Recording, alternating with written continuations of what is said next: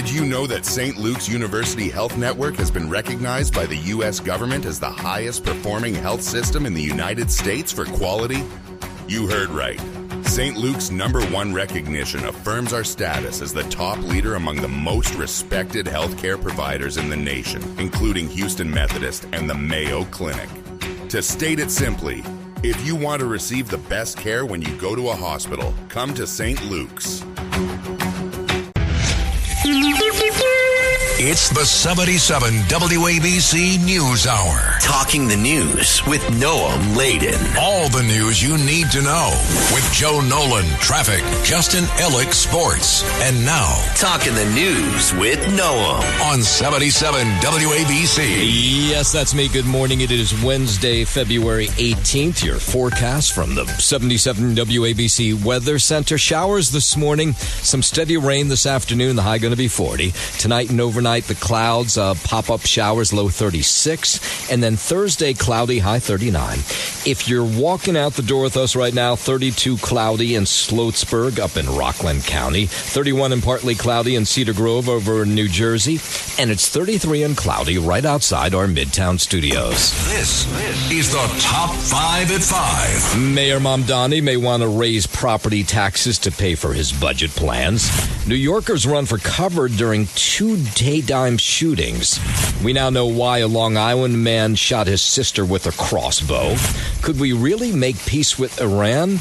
The snow is melting and what's left is totally gross. All right, let's get into it. 501 NYPD cops searching for a gunman who shot a woman middle of the day. She was not the target of this gunfire in Queens yesterday. 23-year-old woman was Wyckoff Avenue in Ridgewood. This was about 3 o'clock yesterday afternoon. Shot in the leg.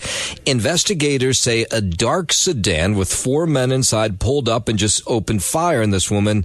Wrong place, wrong time. Lots of eyewitnesses. I just heard like 6 or 7 shots go off at the same time. It was insane. And I heard screaming like throughout the whole complex. Yeah, and then there was a man who saw this woman on the ground, raced over to see if he could help her. Crying, screaming for help, almost, it's bad. It's pretty gruesome and worrying for her life. Yeah, and pretty quickly, police say she was an innocent bystander. They don't know who this crew was aiming for. When I got here, all of a sudden I see the caution tape. I see the young lady on the floor bleeding. It was terrible. Yeah, she was taken to the hospital, stable condition. The good news is she's expected to survive. There was a second daytime shooting. Also, this one was in Brooklyn, and we're going to hear from some of the eyewitnesses and hear all the details of that one coming up after 5:30. In his first preliminary budget, Mayor Zohran Mamdani yesterday warning he may have to raise property taxes, dip into New York City's reserve to close a $7 billion budget gap if the governor doesn't raise taxes on wealthy individuals or corporations. That's what he wants to happen first. Now, the governor's told him that's not going to happen, but here was the mayor yesterday. The onus for resolving this crisis should not be placed on the backs of working and middle-class New Yorkers. Okay, so this potential 9.5% property tax increase could impact about 3 million residential units, 100,000 commercial buildings across the city. He would draw down $980 million from the city's rainy day fund, another $229 million from the retiree health benefits fund, and he says he's only going to do this if the governor doesn't let him raise taxes on the wealthy. If we do not go down the first path, the city will be forced down a second, more harmful path.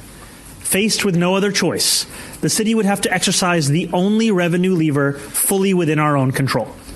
We would have to raise property taxes. And they don't need state approval for that. The mayor says... I was going to ask you that. Mm-hmm. So he doesn't need state approval? He could just do it? That's the only thing that he has jurisdiction over. That's my understanding anyways. Property taxes is the only thing that he could raise. Otherwise... Do you remember the last time the mayor actually... Yes. Held the gavel over the governor like this and threatened to do something like this? Well, he has it on her because she needed desperately his endorsement for governor. Otherwise, they might have run somebody to the left of her in a primary, right. Which she eventually got, but she did. And he's running the Democratic Party, whether she thinks there's no doubt she about is it. Right, in there's New York. no doubt. Right. Yeah. So if she doesn't raise taxes. Just want to make sure this is the case. We'll talk to Charlie Gaspino on our show later. If she doesn't raise taxes, he at some point will have the power to raise those taxes like you're talking about in the 5 boroughs. He would, but the city council potentially could get in his way. And while the city council can. Yeah, well, and while most of them, of course, side with him, they're as leftist as he is. Yeah. There were some people speaking out saying yesterday, said, no way, you can't. Well, David Carr's got to be one of those guys. Well, no, there's Democrats who are saying no way. Oh, even Democrats? Yeah. So it's not 100% that it would get through. What about Julie Menon? Has she said anything? Julie Menon made some comment. I don't have it in front of me, but she did talk about the fact that, this would have to go into deep discussion, something to that effect. Well, she didn't throw cold water on it totally. Right. But here, you want to hear, you had the Queensboro president saying you can't do that. There's senior citizens that are living in homes that they own that live, on retirement money, and they don't have the money to pay for 9.5% raise in property taxes. The last time property taxes were raised in New York, you have to go 23 years ago. It was Mayor Bloomberg who raised them. But here were some lawmakers yesterday. Think about the senior citizens who's living on the margins already. We have a food insecurity issue. People are struggling out there, and this is a non-starter. He should be decreasing spending that isn't improving New Yorkers' lives. That's where he should be focused now, not increasing taxes. Yeah, so he is getting pushed back right away. Donovan Richards? The first guy was Donovan Richards. Yeah, I thought so. Okay. Yeah. So he's getting some pushback, but it's not going to matter. He's going to do what he wants to do. So if Kathy Hochul doesn't raise taxes, it's going to happen. But she's not going to raise taxes while she's running for governor, because then Blakeman has he already has enough ammunition. Now he has real big ammunition. So she's not going to do that. She's maybe she'll do it if she wins re-election. Then she'll say, okay, I'll sign off on this. But she's not going to do it before then, right? That would be. But what's the timeline for him? Well, he needs the money right away. This is his new budget. This is the biggest thing a mayor does any year that they're in office. I know. I just don't remember. I know, but I just don't remember a mayor basically holding the governor at gunpoint, saying, "If you don't do this, I'm going to do this." I just don't remember that. Yeah, usually the governor has it over in the mayor because they have the purse strings. Right. Yeah. This is a different dynamic. It is. That's a great job, though. Great job. Oh, thank you very much. 5:06, while we're talking about Governor Hochul, she's demanding that the Trump administration release more money for the Gateway Tunnel project after a judge ordered President Trump to do so last week. The workers need to know that that job is going to be there, the one they signed up for, the one they trained for, the one they're so proud of. It has to be there year after year until this project is done. Now, Hochul says the federal government released another $77 million. This is, by the way, the Gateway project, if you're not familiar with it. That's to build these new tunnels under the Hudson River that would connect New Jersey to New York. The tunnel that's there now for the trains is more than 100 years old. So the $77 million, they released $30 million last Friday, which got work started on the rail tunnel. But the group that is building this tunnel say, wait a minute, we got to know that all the money's available to us. We can't know that, half the money, that's all they have now. They want to make sure they have it all. So they said they're going to stop work until the White House releases all of the money. So that's why Governor Hochul showed up at the Gateway Project construction site yesterday. Give us the full $200 million that you owe us. I don't want to have this happen day after day, week after week, year after year. So those construction workers have been off the job since early February. Now, obviously, these people took this construction job thinking they were going to be on it for a number of years till it was done. Now they're not working because the group that's running the project says, no, we're not going to do this until we know we have all the money. Let them build. Let them build. Yeah, so Hochul announced yesterday the Trump administration released just half of that, the $205 million in Gateway Tunnel funding, let's speak English, that was frozen back in October. WABC News Time 5:09. A grieving father just lost a 16-year-old son in a triple shooting here in the city, and he has some harsh words for the mayor on it. Brian Corley says it all feels like a bad dream, adding his family is torn apart. 16-year-old Christopher Redding shot in the back in Kingsbridge, outside Bronx Alehouse. The teen died at the hospital. The 9th grader was heading home after school, Dad says, lamenting that his boy was in the wrong place at the wrong time. Asked if he's been contacted by Mayor Zohran Mamdani, Corley said, hell no.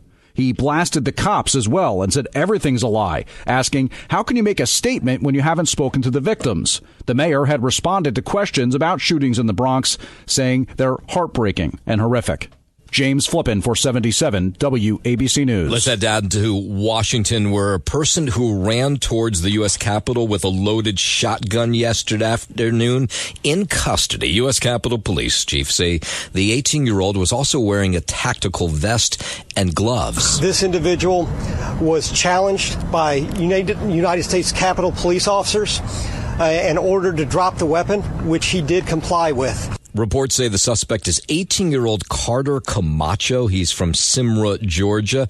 He parked his SUV not far from the Capitol yesterday before running towards it. Both chambers of Congress, they're on vacation, so nobody's in session right now. It's also important to note that this individual had a tactical vest on. He also had tactical gloves, and when we looked in the vehicle, he had a Kevlar helmet and a gas mask in the vehicle. We know where the vehicle was registered to, which was not to him. He had multiple addresses, so we're trying to chase down where he actually came from. Now, in terms of a motive, they just don't know what his motive was. 5:11 search efforts continuing at this hour for 10 skiers missing after an avalanche near Truckee, California. The avalanche in the Sierra Nevada mountains was reported Tuesday, stranding a group of 4 mountain guides, 12 other skiers. Captain Rusty Green with the Nevada County, California Sheriff's Office says 6 members of the groups have been located, while the other 10 remain unaccounted for right now. They're doing their best they can. They have taken refuge in an area. They have made up a makeshift, shelter with a tarp, and doing everything they can to survive and wait for rescue. It took search and rescue teams several hours to reach the survivors, transport them safely due to the extreme weather conditions. It's been snowing like crazy there. The 6 skiers suffered varying injuries, and 2 were transported to a hospital for treatment. The sheriff's office says the search for the remaining skiers who were caught in the avalanche ongoing, pending those weather conditions. Up to Rhode Island. We're learning more about that Rhode Island gunman who police say killed his ex-wife and their 23-year-old son before turning the gun on himself in Pawtucket in a hockey rink.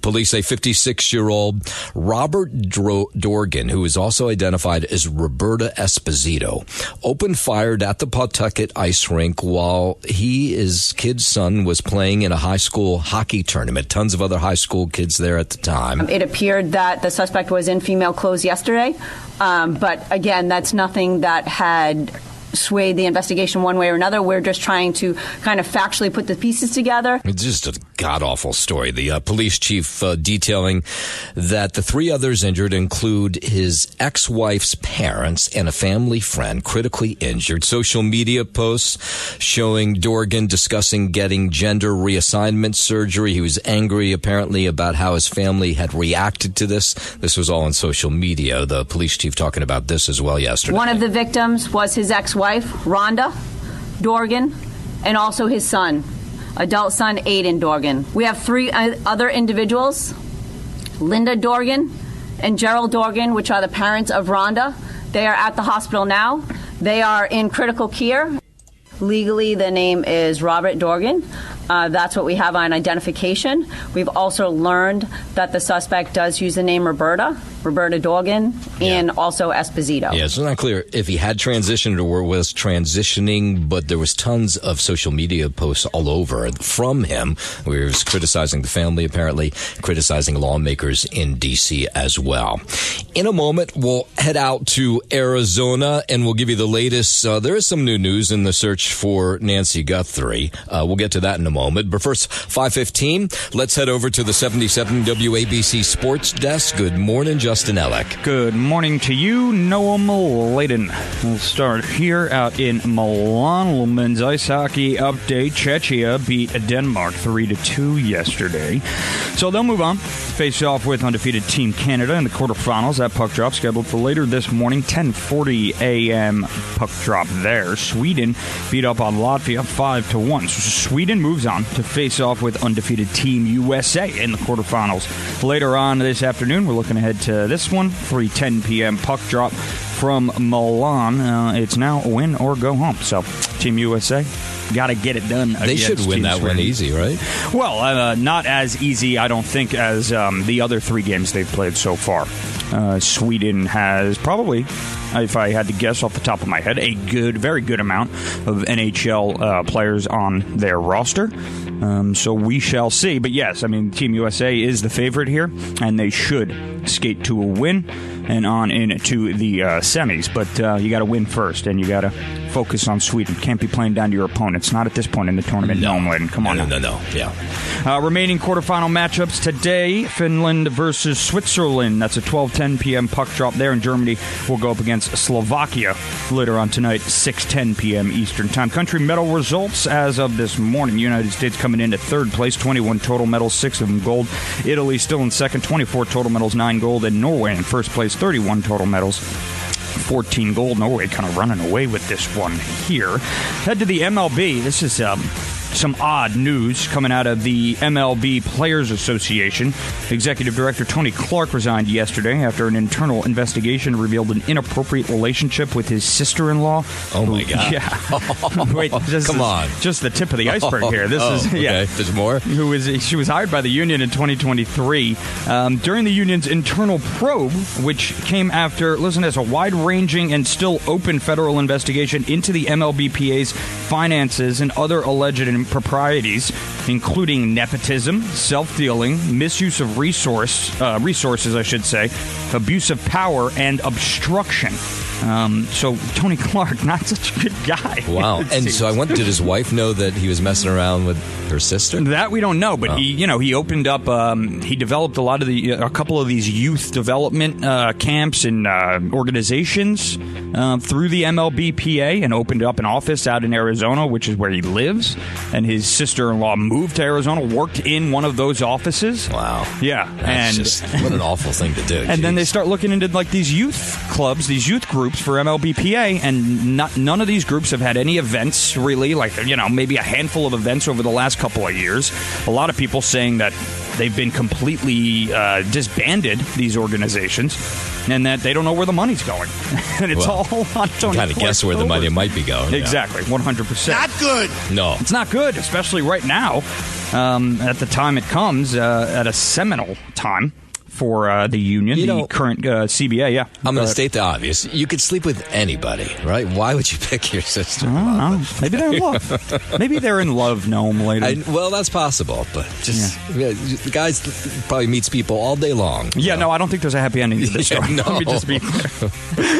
These people are sick. They are. They are. Especially right now, Tony Clark. You got a lot hanging in the balance with the MLBPA and the current union and the CBA and all that good stuff. That expires December 1st. And the league, of course, intends to bargain for a salary cap, the hardest it has since its push for one in 1994 led to a player strike that canceled the World Series. And a lot of experts think after this MLB season, you're not going to see baseball for at least a year because of this CBA agreement and the negotiations. Bye-bye. Yeah, bye-bye, Tony Clark. God, stupid bald head and that big beard. Get somebody real in there, like a real businessman, to lead these players. Definitely not him, yeah. Yeah, well, no, maybe get the sister-in-law. Maybe she's good. Yeah, maybe she was good talented. Anyway, that's your Sports Gnome. I'm Justin Ellick on 77 WABC. WABC. News time 5:20. The DNA found during the search of Nancy Guthrie's home does not match any records in the FBI's national database. The Pima County Sheriff says the results came back from a glove tube found near Guthrie's home. No match. The DNA on the glove that was found 2 miles away was submitted for CODIS, and I just heard that CODIS had no hits. The 84-year-old mother of Today's Show host Savannah Guthrie went missing from her Tucson home all the way back on February 1st. Yesterday, the sheriff said Guthrie's family members had been cleared of any suspicion. FBI still offering that $100,000 reward. They have not narrowed this down to anybody yet. We haven't narrowed it down to anything other than we have certain pieces of evidence that we're looking at to try to find this individual. And they did say yesterday, the sheriff, they don't believe that Nancy Guthrie's disappearance was the result of a burglary go wrong. I believe it was a kidnapping. Okay, so they still believe it's a kidnapping, and then everybody's an armchair detective when it comes to this kind of thing. One of them is a former Arizona FBI agent who says he thought it was strange that they've ruled out Guthrie's family. And I'm not going to stand here and let anybody say, oh, the sheriff... No, that doesn't sound like him. But anyway, there was an FBI agent who was saying, let's see, maybe I have it here. Oh, here he is. This is the FBI agent saying that he believes, his name is Jeffrey Hines, he questions the announcement of clearing all of Guthrie's family members, wants to know why the sheriff did that. Why would you do that? Why would you call them out publicly and say, well, we looked at you? No, you don't do that. You just let it ride out. Yeah, so Hines says the man in the doorbell camera video from Nancy Guthrie's house appears to have shopped at Walmart for his backpack and clothes, and that could help investigate. It's outstanding that they've identified a primary store where that has come from. And Hines says those investigators are likely to have long gone through Walmart surveillance video and purchase data, hoping that they can match it with that backpack. 522. A 2-month-old boy who's being held at an ICE facility near San Antonio had to be rushed to the hospital Monday night. That's according to Congressman Joaquin Castro, who represents that area. He was vomiting. He was having respiratory issues. The child treated, released from the hospital. The Dilley Center was also the site of that recent measles case. They couldn't take him to see a doctor because there was no doctor at the early morning hours at Dilley. And the company that manages that facility says they continue to monitor the dangers and this measles epidemic, which is, I guess, apparently no longer epidemic, thankfully. Vice President J.D. Vance says the president is keeping all options on the table as the U.S. negotiates with Iran. He had Steve Witkoff, Jared Kushner in Geneva yesterday, meeting with Iranian officials on nuclear arms and talking about other things as well. We're going to keep on working it, but of course the president reserves the ability to say when he thinks that diplomacy has reached its natural end. We hope we don't get to that point, but if we do, that'll be the president's call. Yeah, so the two countries had these indirect talks in Geneva yesterday over ending the Islamic Republic's pursuit of a nuclear weapon. Iran's foreign minister came out after these talks yesterday, and he said that the two sides had come to an understanding on what he called the guiding principles for negotiations. Here's more from J.D. Vance, who says the U.S., of course, has to look out for itself first. The United States has certain red lines. Our primary interest here is we don't want Iran to get a nuclear weapon. We don't want nuclear proliferation. If Iran gets a nuclear weapon, there are a lot of other regimes, some friendly, some not so friendly, who would get nuclear weapons after them. Well, I think the president will do what he thinks is in the best interest of the American people. I think he's shown very clearly that he is not Barack Obama. He takes a much different approach to America's national security, and he's much more willing to act aggressively to defend America's national security. No, well, the interesting part of these meetings is both sides walked away and said they would like to talk again. 524, fellow civil rights icon Andrew Young, reflecting on his decades-long friendship with the Reverend Jesse Jackson, who passed away yesterday at the age of 84. We became really good friends. The problem was I wanted to be a friend, and he really was looking for a father or a big brother. Oh, that's interesting. Young, the former U.S. ambassador to the UN, says Jackson was an anxious soul looking for ways to express himself. They were both close allies of Dr. Martin Luther King, and were both there when King was assassinated in Memphis back in 1968. He was an anxious soul looking for a way to express himself. You can trust me. I can stay here, and I can keep the crowd back and keep it safe. And you go get a nap. Yeah, that was, I guess the two of them were pretty close. So my first thought was, Andrew Young is still around, and he is. He's 93 years old. Meanwhile, planning underway to honor the life of Reverend Jesse Jackson. He started the Chicago-based Rainbow Push Coalition, which says they're in charge, or partly in charge, of the funeral arrangements and a celebration of life, which will be announced apparently in the coming days. 526, I mentioned this when we were talking about J.D. Vance. Yesterday, reporters were asking him about running in 2028 for president, and he said he wasn't ready really to talk about that. I'm going to try to do as good of a job as I can right now. Vance was asked about President Trump commenting on a possible presidential run for Vance and Secretary of State Marco Rubio after both spoke at the recent Munich Security Conference. The president would only say both were fantastic, but has so far declined to take sides between the two. It would be surprising if he did. He said he and Rubio are good good friends, and Vance and him are good friends, and they're not thinking about 2028.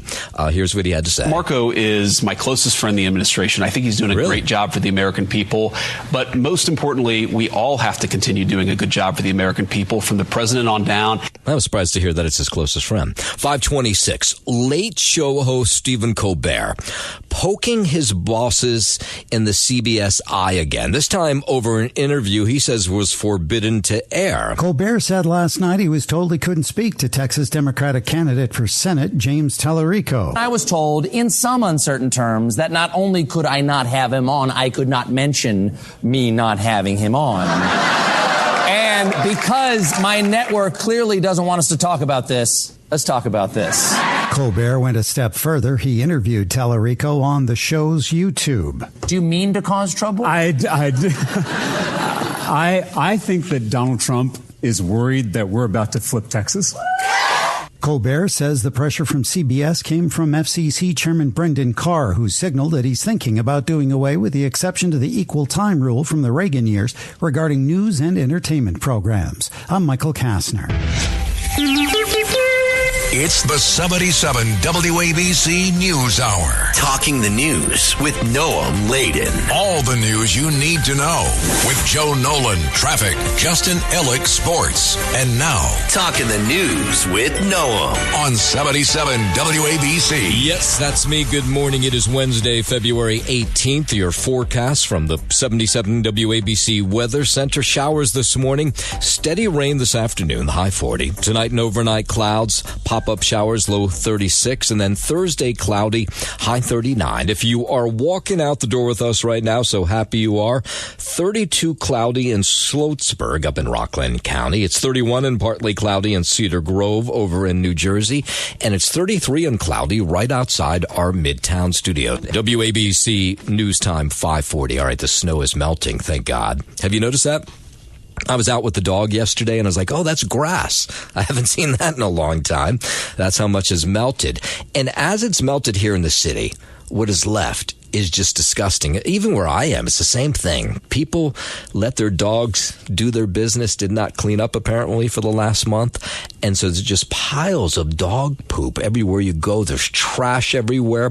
Here in the city, people have been calling 311 to complain about the fact that the streets are just disgusting and they want them cleaned up. Nobody can go anywhere. Everybody's slipping. It's disgusting. The poop, the pee. It's really embarrassing. A lot of dog poop, garbage, mainly dog poop. Yeah, so what is it that people don't feel like during winter storms you have to pick up after your dog? You have to walk through dog poop everywhere. Yeah, so far this year, 311 has received 821 complaints about dog waste citywide. That's up 35% from the same period last year. Of those 821 complaints, 510 were made between February 1st and yesterday. So Brooklyn had the most complaints, if that matters to you, followed by Manhattan, the Bronx, Queens. Staten Island was the least amount of complaints. And of course, the issue is, you have to catch these people in the act of not cleaning up after their dog, and the city is not going to waste resources going after, watching these people. It's a $250 fine, by the way, if you don't pick up after your dog. Here's the Sanitation Deputy Commissioner Joshua Goodman talking about that. This is a notoriously difficult crime to enforce against because we have to catch someone in the act. Yeah, and if you see a sanitation worker standing there and you're one of these jerks who doesn't clean up after your dog, good chance you're going to do it in that moment. When there's a uniformed sanitation enforcement agent there, people are not picking up after their dog. Exactly. So New Yorkers are just saying, you know what? Just be like a nice neighbor and clean up after yourself. Is that so much to ask? People just throw trash in the snow. I think people should be more civil-minded. Yes. Take care of things because it benefits all of us. Yeah, it is in certain parts of the city. Really nasty today. 542, a 30-year-old man shot on a busy Crown Heights block Tuesday morning. Police say the shooter's still on the loose this morning. Investigators spent hours collecting evidence on Lincoln Place, right near Schenectady Avenue. They were photographing the scene. They were bagging a bullet. There was a shoe left behind.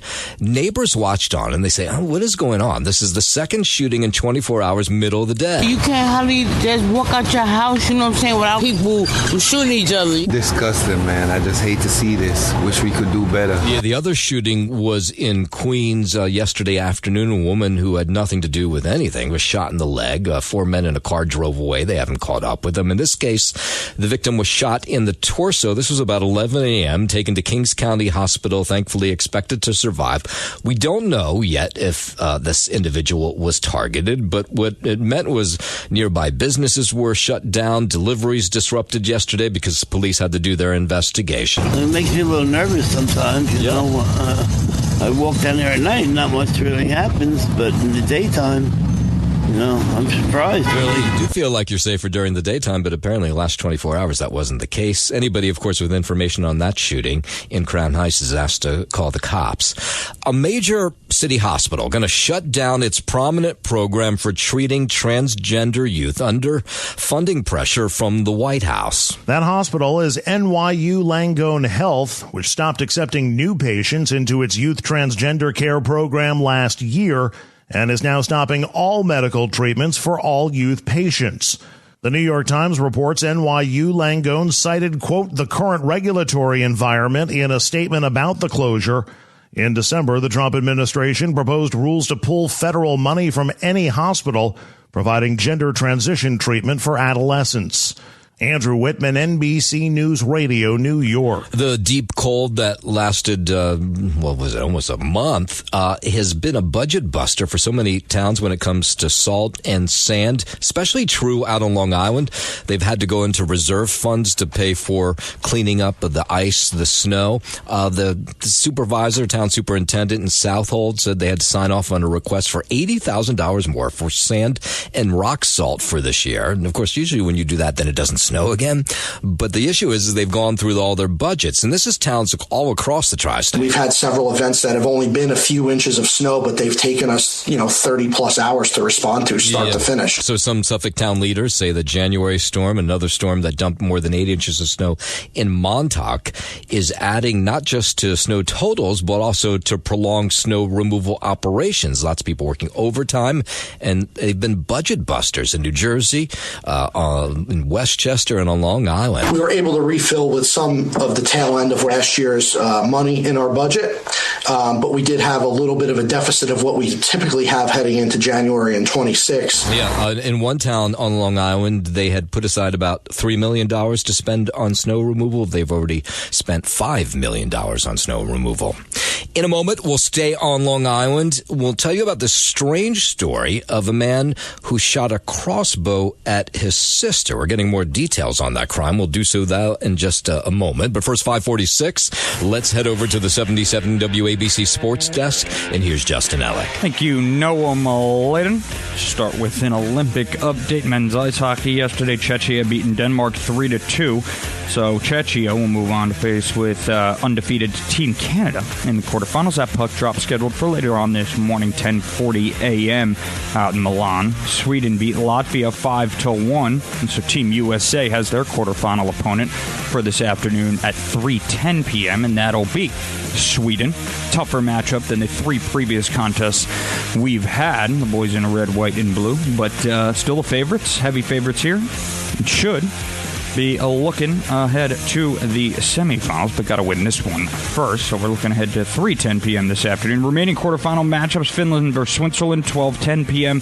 Puck drop early afternoon today, and Germany versus Slovakia later on this evening at 6:10 p.m. Country medal results as it stands right now: USA in third place, 21 total, 6 gold. Italy in second, 24 total medals, 9 gold, and Norway in first place, sort of running away with it right now. 31 total medals, 14 of which are gold. And then head to the MLB. Major League Baseball Players Association Executive Director Tony Clark resigned yesterday after an internal investigation revealed an inappropriate relationship with his sister-in-law, who was hired by the union in 2023.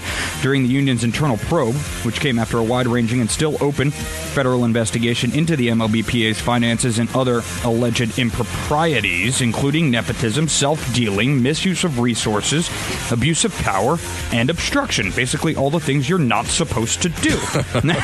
Does the sister-in-law still have her job?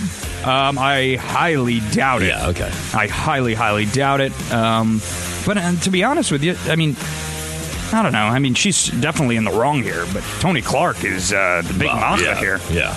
I mean, you got to rip out that cancer.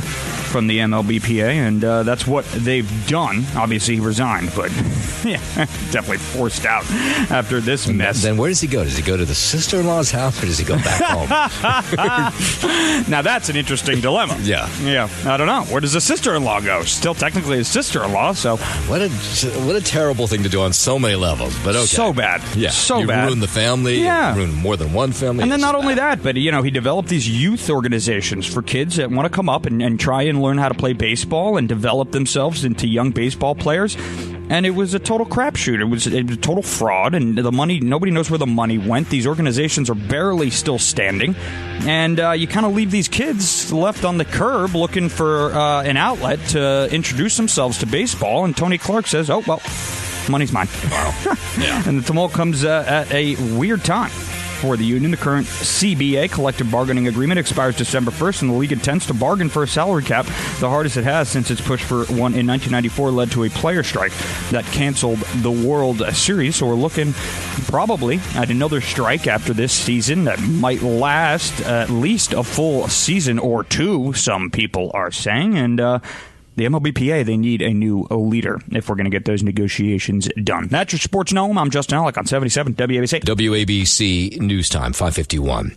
Nassau County Police say a 21-year-old Lawrence man accused of shooting a crossbow at his sister, facing a slew of charges today. Officers responded to a West Avenue home. This was on Friday night.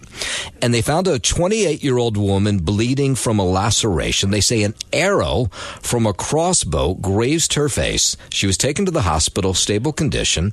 Nassau County DA Ann Donnelly says the brother and sister were fighting over the temperature inside the house. One wanted it warmer than the other. Brother-sister rivalry, it sounds like. They were fighting about the temperature in the home. She liked to keep it cooler. He wanted it warmer. Yeah, so the brother, whose name is Sammy Sedum, was arrested at the scene. Now, according to court documents, he was allegedly waiting in his vehicle for his sister to come home from the gym with the intention of shooting her with this hunting arrow. Court documents also allege that he had been planning to kill her since Christmas of 2025 and apparently shot the arrow at her at that moment. Thank God, just grazed her face. Actually split her ear in half. A couple of inches, would we be talking about a homicide? Yeah. It's right across the face here. So if it was an inch or so here.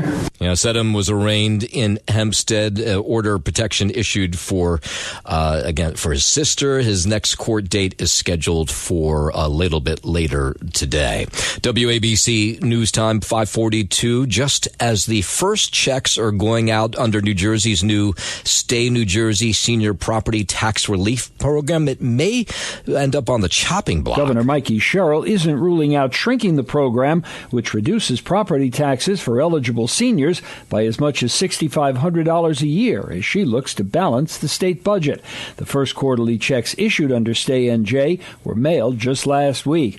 The New Jersey Monitor reports Sherrill wants to reduce spending rather than raise revenue in her first budget, which she will present to state lawmakers next month. I'm Larry Kofsky, NBC News Radio. Let's stay in New Jersey. One town there facing a dilemma that so many towns across the tri-state are dealing with. Short-term rentals, right? Airbnbs, which are spiking the cost of rentals, taking houses off the market, making the supply for rentals smaller than they ever have been. So in Wayne, New Jersey, they're going to put a ban, or at least considering a ban, on short-term rentals, citing complaints about large parties, neighborhood disruptions. The proposed ordinance is scheduled for a vote tonight at the township's council meeting. It would prohibit rentals of 29 days or less, which would essentially sink Airbnbs. Here's the mayor of Wayne talking about a problem that so many towns are dealing with. We had one instance where they came with a tour bus, parked outside.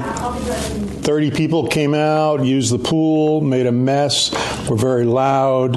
And that's typically what happens with short-term rentals that we found. Yeah, so under this proposed ordinance, violations would carry escalating fines. A first offense, $500, $750 for a second, $1,000 for a third. Repeat violations could result in eviction. If a adopted, Wayne's ban would contrast with some nearby towns like Clifton and Passaic, where they've approved ordinances that do allow these short-term rentals. Wayne is a very quiet community. It has 55,000 people, over 25 square miles, but it's really families that want to protect the amount of money that they've invested in the homes that they've purchased. So we want to keep the town quiet, and that's why we came up with this ordinance. Yeah, and the other issue, of course, is those rentals, those short-term rentals, take actual rentals off the market, which shrinks the rentals for people who are looking for homes for, longer than a couple weeks stay, a week stay at an Airbnb. 5:55, a New York City father pleading to save his son's life, going to TikTok. He said he wasn't a social media guy. Juan Urbe is his name.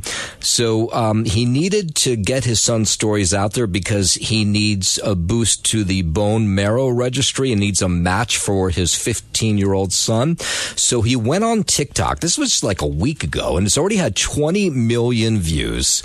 Here's a little bit of what it sounded like on TikTok. Hi, my name is Juan, and I'm posting this because I need your help to save my son. Uribe said Max, 15, is on the path to bone marrow failure. All of his blood counts are low.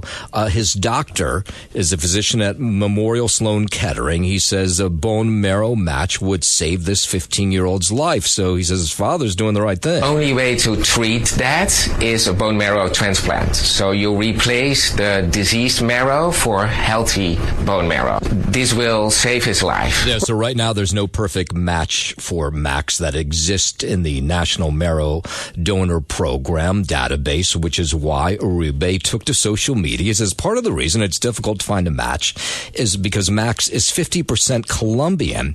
In the entire database, only 13% of donors are Hispanic. It has been challenging finding a perfect match donor for Max because he is 50% Colombian. My mission is we want to get 1 million people added to the donor registry by April 1st. And by the way, he's already had tons of people who've watched that TikTok video have gone out and had their cheeks swabbed to see if they're matched for other people who are on those donor lists. And we'll end with this story. An AI dating company launching a new feature at an event hosted in the city. If you've been unlucky in love with humans, maybe a robot could be your soulmate. That was the idea behind a Valentine's event hosted by Ava AI at a Manhattan wine bar where singles were able to video chat with AI avatars. One attendee told Freedom News TV he thinks AI dating is the future. It's close. It's close. The biggest problem I have is that you cannot have X-rated conversations. According to data from TechCrunch, AI companion apps have seen a boom, including 220 million downloads and 337 active platforms.